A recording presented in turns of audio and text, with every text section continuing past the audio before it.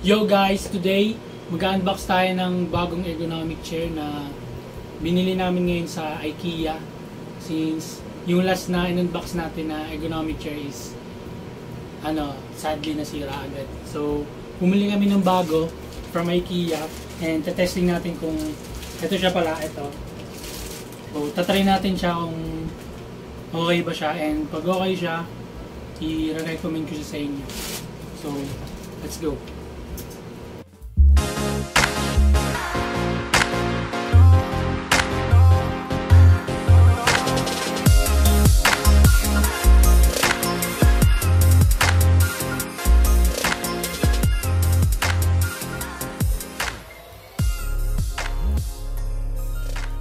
Ito pala yung ating chair itself.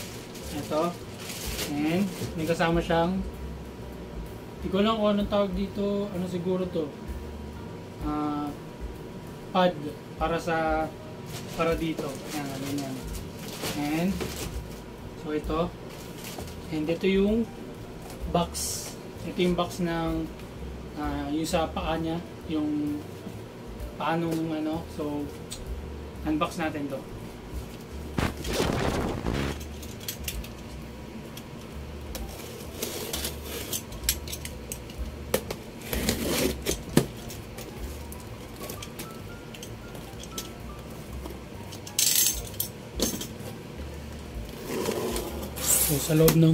So sa loob ng box, ayan.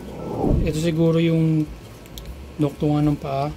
So hindi nyo siya mapi-feel, pero mabigat siya and bakal. And may plastic siya dito. So ito din yung takip niya na yan. Yung wheels. Ito yung mga paa. So kung narinig nyo, bakal siya. So I expect na matibay siya. Yan. And ito yung post, yung seat post nya. The last piece is itong base, I think base. So hali nga, di nyo na pala kailangang magdala ng kaya kumuha ng sarili ng tools kasi may kasama na siyang Allen wrench.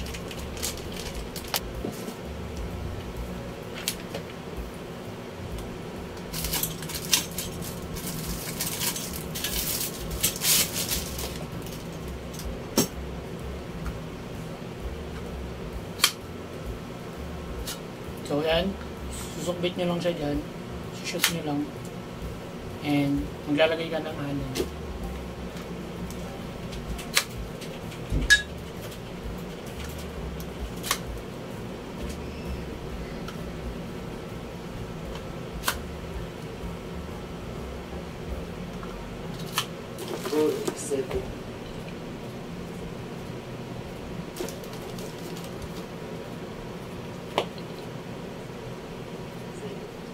Okay, pagkatapos natin makabit tong mga, hindi ko alam tawag dito, sa pag nilagay natin tong mga to, tapos natin lalagay natin yung mga gulong niya. Idignan nyo lang siyang ganyan. Yan. Okay na.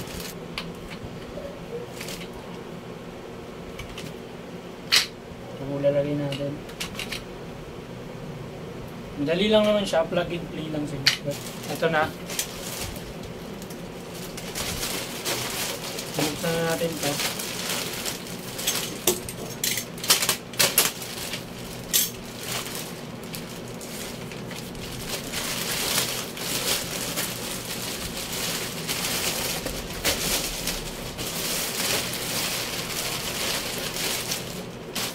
So ito yung texture niya.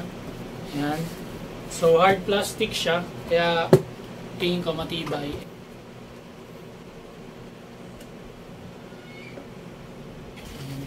Next, so lalagyan na natin siya dito. Ang last piece natin is ito. Ito lang paano siya nalagay. Yan. Yan na yung last piece. So, ang masasabi ko dito sa ergonomic chair na to is okay siya, maganda siya sa likod. Ayan, since medyo nakasandal, marirecommend ko din siya talaga sa inyo since ano siya, kung gusto niyo ng medyo matagalan na ergonomic chair.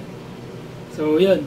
Ito na yung IKEA ergonomic chair. So, sana nagustuhan niyo yung aking unboxing.